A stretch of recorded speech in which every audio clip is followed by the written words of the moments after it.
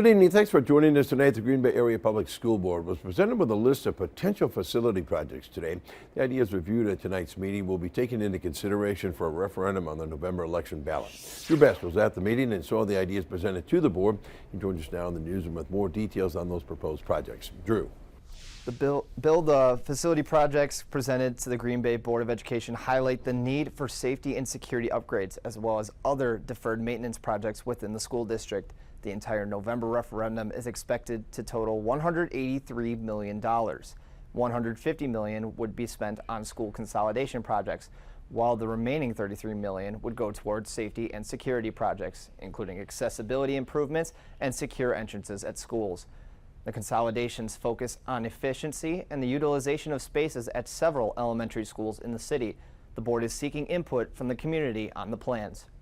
We really need the feedback on what these projects are.